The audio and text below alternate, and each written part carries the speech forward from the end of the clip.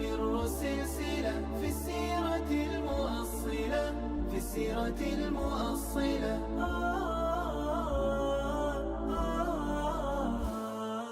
الحمد للہ رب العالمین والصلاة والسلام علی سید المرسلین وعلی آلہ وصحبہ اجمعین۔ غزوات النبی سیریز کے حوالے سے اگلی قسط کے ساتھ حاضر خدمت ہیں۔ پچھلی اقساط میں ہم فتح مکہ کے حوالے سے بات کر چکے کہ اس کے کیا اسباب، پس منظر اور کس طرح اللہ کے نبی فاتحانہ انداز میں مکہ میں داخل ہوئے۔ تو اس قسط میں ہم انشاءاللہ اس کے حوالے سے کچھ اسباق، نتائج اور اثرات پہ بات کریں گے۔ فتح مکہ عظیم ترین فتح تھی اور اس کا اعلان خود اللہ تعالیٰ نے قرآن مجید میں فرما دیا کہ انا فتحنا لک فتحا مبینا، کہ نبی کریم صلی اللہ علیہ وسلم ہم نے آپ کو ایسی فتح دی ہے کہ جو واضح اور مبین قسم کی فتح ہے، اور خود سنت نبوی میں اسے فتح عظیم کہا گیا ہے۔ اور ہم پہلے بھی بات کر چکے کہ قرآن مجید یا سنت نبوی میں جہاں بھی الفتح کا ذکر ہوا ہے وہاں سے مراد فتح مکہ ہی ہوتی ہے۔ اس فتح کے بعد جو اہل اسلام پہ مشاکل اور مصائب تھے ان کا خاتمہ ہو گیا، اور نبی کریم صلی اللہ علیہ وسلم کا زندگی کا جو مقصد تھا وہ پورا ہو گیا۔ اور اس کے بارے میں خود احادیث گواہ ہیں کہ جب فتح مکہ کے موقع پہ سیدنا عبداللہ ابن عمر رضی اللہ تعالیٰ عنہ فرماتے ہیں کہ یہ صورت نازل ہوئی کہ اذا جاء نصر اللہ والفتح ورأیت الناس يدخلون فی دین اللہ افواجا فسبح بحمد ربک واستغفر انہ کان توابا،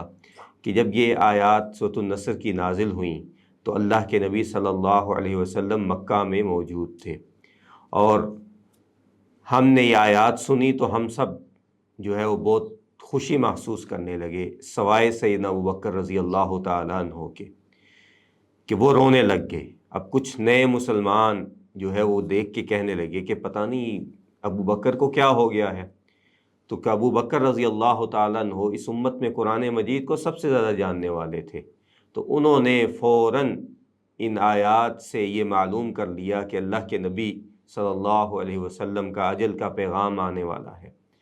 کیونکہ اللہ کے نبی کا زندگی کا مقصد پورا ہو گیا، اور اللہ تعالیٰ نے فرمایا کہ جب اللہ کی مدد اور نصرت آ گئی تو اب اس کے بعد آپ کا کام یہ ہے کہ آپ زیادہ تسبیحات کریں، زیادہ اللہ تعالیٰ کا شکر ادا کریں اور اللہ تعالیٰ سے استغفار کریں۔ اور سیدنا ابوبکر رضی اللہ تعالیٰ سے جب سوال بھی کیا گیا تو انہوں نے فرمایا کہ مجھے معلوم ہو گیا کہ اللہ کے نبی کی موت کا وقت قریب آ گیا ہے، ان کی جدائی کا وقت قریب آ گیا ہے۔ تو یہ ایک طرح سے اللہ کے نبی کی زندگی کا مقصد تھا جو پورا ہو گیا۔ جس شہر سے آپ کو نکالا گیا اس شہر میں آپ فاتحانہ انداز میں داخل ہو گئے، اللہ کے گھر کو بتوں سے پاک کر دیا گیا، شرکی علائشوں سے پاک کر دیا گیا، اور وہ گھر جو حرمت کے اعتبار سے سب سے افضل تھا وہ دوبارہ سے ان علائشوں سے پاک ہو گیا۔ ابراہیم علیہ السلام، اسماعیل علیہ السلام کا تعمیر کردہ یہ گھر دوبارہ سے جو ہے وہ توحید کا مرکز بن گیا، یہاں پہ توحید کے نغمے لہرانے لگے، اور اس کے ساتھ ساتھ اس کے بہت سے سیاسی اور باقی مقاصد پہ بھی ہم بات کرتے ہیں۔ تو سیاسی لحاظ سے سب سے پہلا جو اس کا فائدہ ہوا وہ یہ تھا کہ مکہ جو کہ عرب کی سیاست کا ایک مرکز تھا، اور سیاسی طور پہ ایک قوت جو ہے وہ مکہ والوں کی مانی جاتی تھی، اور اہل عرب جو ہیں وہ پچھلے کئی برسوں سے جو ہے اہل مکہ اور اہل اسلام کے درمیان کشمکش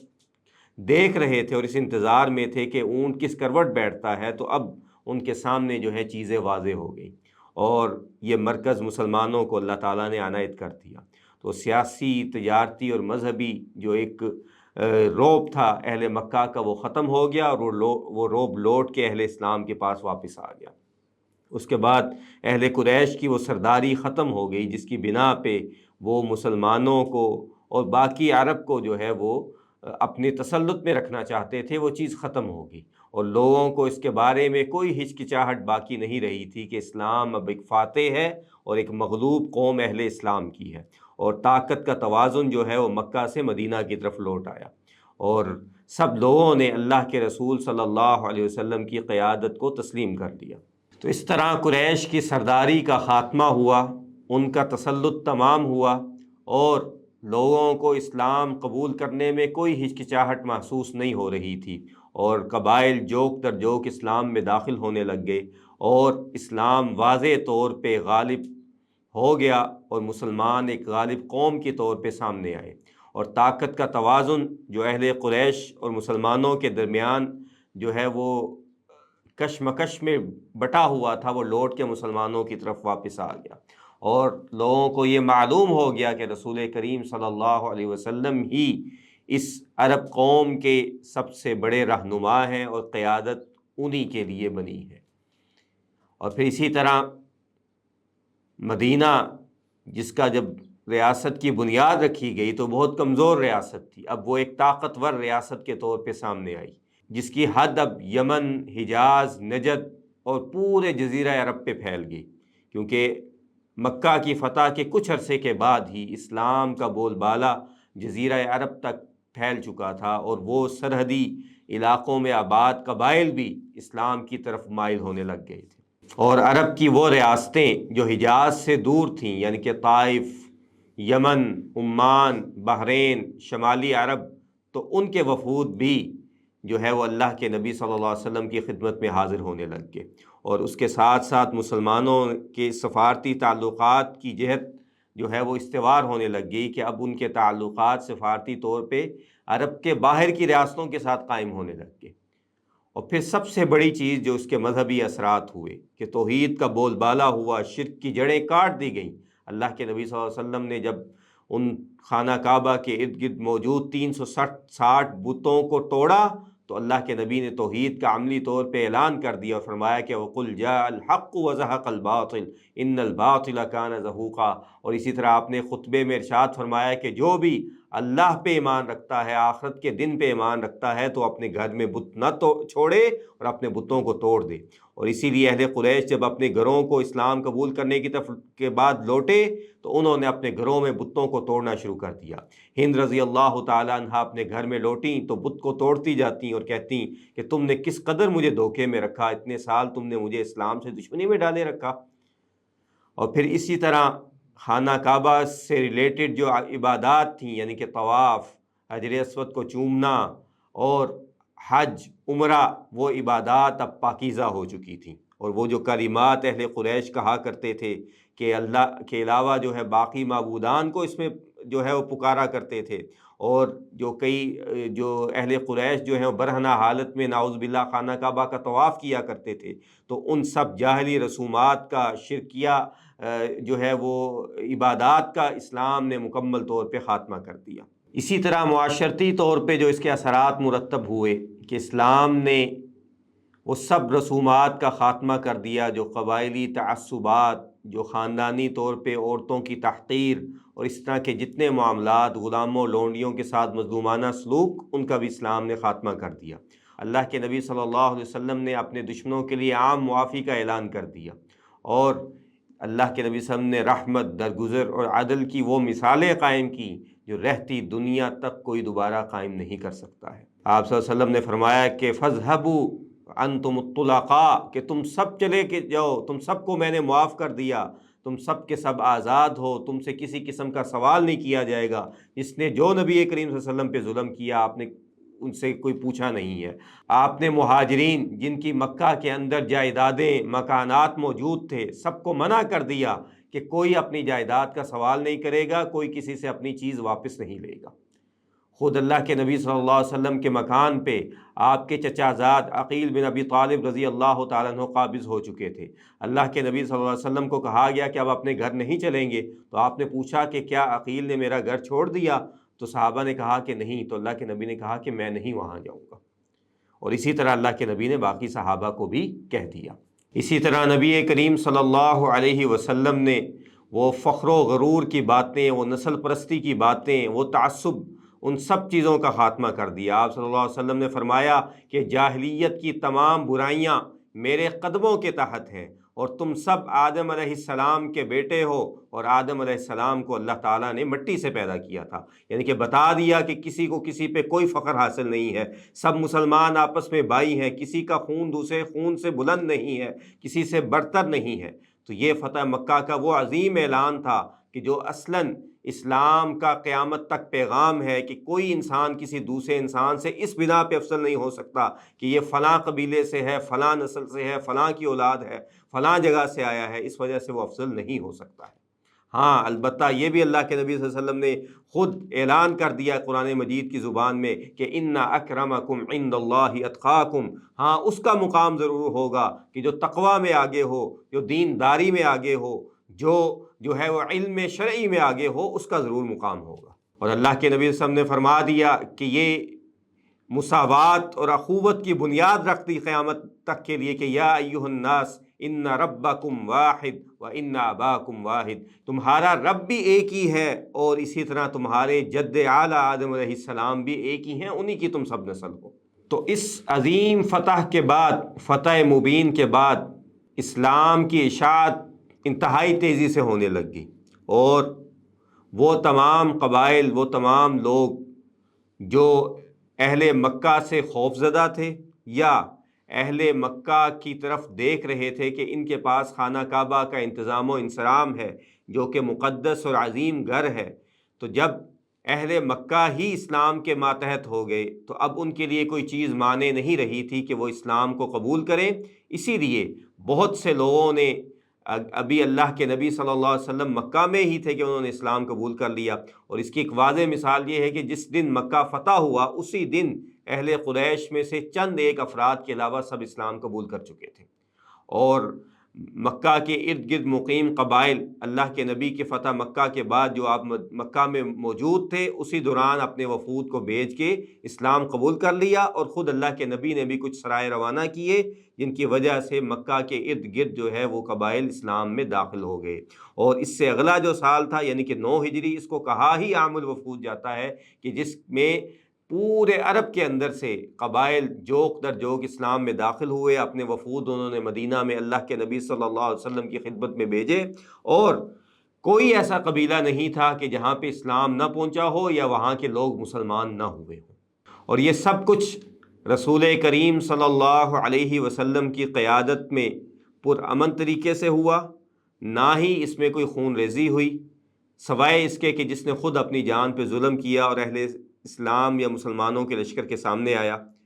نہ ہی اس میں کسی پہ ظلم کیا گیا، نہ لوٹ مار کی گئی، نہ کسی کو روب اور دبدبے کا شکار کیا گیا، نہ ہی کسی پہ جو ہے وہ یہ روب ڈالا گیا کہ وہ ضرور اسلام قبول کرے، بلکہ اہل مکہ نے خود سے اسلام قبول کیا۔ اور اس موقع پہ اللہ کے نبی صلی اللہ علیہ وسلم نے، جیسا کہ مسند احمد کی حدیث ہے کہ اللہ کے نبی نے ام ہانی رضی اللہ تعالیٰ عنہا کو فرمایا کہ یہ اہل مکہ میں سے اب کوئی مرتد نہیں ہوگا اور یہ اس دین پہ اگلے کئی سالوں پہ قائم و دائم رہیں گے، ان میں سے کوئی بھی دین سے پیچھے نہیں ہٹے گا۔ اور جب اللہ کے نبی صلی اللہ علیہ وسلم کی وفات ہوئی تو جن علاقوں کے لوگوں نے ارتداد اختیار نہیں کیا ان میں اہل مدینہ، اہل مکہ اور اہل طائف ہی تھے۔ رسول کریم صلی اللہ علیہ وسلم کی یہ عادت مبارکہ تھی کہ اب جب بھی کسی غزوے میں فتح یاب ہوتے تو اب 3 دن وہاں پہ قیام کرتے۔ تو اب جب 3 دن سے زائد ایام گزر گئے تو انصار مدینہ کو یہ اندیشہ ہونے لگ گیا کہ رسول کریم صلی اللہ علیہ وسلم اپنے اصل مسکن اور اپنے شہر کی طرف لوٹ آئے ہیں، اور اس کو اللہ تعالیٰ نے فتح کر دیا اور یہاں پہ حرم بھی ہے، تو کہیں رسول کریم صلی اللہ علیہ وسلم مکہ کو تو دوبارہ اپنی رہائش گاہ نہیں بنانے والے۔ تو اللہ کے نبی صلی اللہ علیہ وسلم تک یہ اندیشے پہنچے تو اللہ کے نبی صلی اللہ علیہ وسلم کوہ صفا پہ موجود تھے۔ آپ نے انصار مدینہ کو بلایا اور کہا کہ میں نے یہ باتیں اس طرح سنی ہیں۔ تو انصار مدینہ کہنے لگے کہ بالکل اللہ کے نبی، ہمارے یہ خدشات ہیں۔ تو اللہ کے نبی صلی اللہ علیہ وسلم کہنے لگے کہ کیا تمہارا اور میرا یہ عہد و پیمان نہیں ہوا تھا کہ میں تمہارے پاس رہوں گا؟ تو وہ کہنے لگے کہ بالکل اللہ کے نبی، یہ عہد و پیمان ہوا تھا۔ تو اللہ کے نبی صلی اللہ علیہ وسلم کہنے لگے کہ میری زندگی، میری موت اب تم لوگوں کے ساتھ ہے اور میں تم میں سے ہی ہوں۔ تو اس کے بعد انصار مدینہ اس بات پہ خوش ہو گئے۔ اللہ کے نبی صلی اللہ علیہ وسلم 19 دن مکہ میں مقیم رہے، اور اس کا مقصد یہ تھا کہ ایک تو مکہ کے ارد گرد جو قبائل ہیں ان تک اسلام کی دعوت پہنچائی جائے، اور دوسرا اللہ کے نبی صلی اللہ علیہ وسلم کا یہ مقصد تھا کہ اہل مکہ کی اسلام کے مطابق تربیت کی جائے۔ اسی لیے اللہ کے نبی نے ان کو اس موقع پہ حج و عمرہ کے احکامات سکھائے، ان کو اللہ کے نبی نے نماز کے احکامات سکھائے، توحید ان کے دلوں میں راسخ کی، اور ان کے دلوں میں جو اندیشے تھے وہ سارے اللہ کے نبی صلی اللہ علیہ وسلم نے ان کے دور کر دیے۔ اس کے بعد اسی طرح اللہ کے نبی صلی اللہ علیہ وسلم نے جو 3 بڑے بڑے بت تھے جن کی اہل قریش اہل عرب عبادت کرتے تھے، ان کو بھی ان دنوں میں ختم کروایا۔ جن میں سے عزا کا جو بت تھا وہ مکہ اور طائف کے درمیان وادی نخلا میں موجود تھا۔ اللہ کے نبی صلی اللہ علیہ وسلم نے سیدنا خالد بن ولید رضی اللہ تعالیٰ عنہ کو ان کی طرف بھیجا اور انہوں نے اس بت کو جا کے ڈھا دیا، اور اس طرح قریش مکہ اور جو وہ لوگ تھے ان کے دلوں میں جو اس کی تعظیم تھی وہ ختم ہو گئی، کیونکہ ان لوگوں کو یہ خدشہ ہونے لگ گیا کہ یہ بت جو ہے ان کو نقصان پہنچائے گا، لیکن ایسا کچھ بھی نہ ہوا۔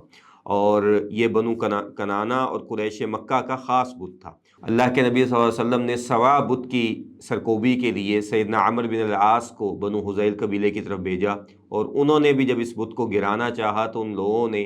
جو ہے وہ مزاحمت کی اور کہا کہ یہ آپ کو نقصان پہنچائے گا، لیکن سیدنا عمرو بن العاص نے اس بت کو گرایا، اور اس سے اس کا بھی جو ایک ان کے دلوں میں خوف بیٹھا ہوا تھا وہ ختم ہو گیا، اور اس پورے کے پورے قبیلے نے اس کے بعد اسلام قبول کر لیا۔ اس کے بعد اللہ کے نبی صلی اللہ علیہ وسلم نے تیسرے بڑے بت منات، جس کی اوس اور خزرج بھی عبادت کیا کرتے تھے، یعنی کہ انصار مدینہ،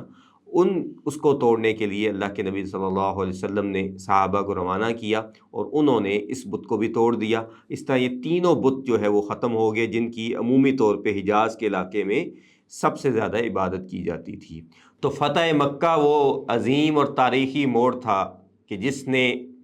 نہ صرف یہ کہ عرب میں توحید کی روشنی پھیلا دی، بلکہ اس کے بعد یہ روشنی جزیرہ عرب سے باہر بھی پھیلنے لگ گئی، اور نبی کریم صلی اللہ علیہ وسلم کی نبوت پہ یہ ایک تصدیقی مہر تھی، اور دنیا کے اندر اسلام کا بول بالا ہونے لگ گیا، اور جزیرہ عرب سے باہر بھی اسلام پھیلنے لگ گیا۔ اور جب اللہ کے نبی صلی اللہ علیہ وسلم کی وفات ہوئی تو مسلمان اور اسلام اس وقت کی 2 بڑی سپر پاورز روم اور ایران کے دروازے پہ دستک دے رہا تھا، اور پھر آنے والی کئی صدیاں مسلمانوں کی صدیاں ثابت ہوئیں، اور اسلام جو ہے وہ صرف ایک بر اعظم نہیں بلکہ تینوں ایسے بر اعظم جن پہ آبادی موجود تھی وہاں پہ اسلام کا بول بالا ہو چکا تھا۔ تو اللہ تعالی ہمیں نبی کریم صلی اللہ علیہ وسلم کی سیرت سے سبق سیکھنے اور اس پہ عمل کرنے کی توفیق دے۔ انشاءاللہ اگلی قسط میں ہم غزوہ حنین اور طائف پہ بات کریں گے۔ وآخر دعوانا ان الحمد للہ رب العالمین۔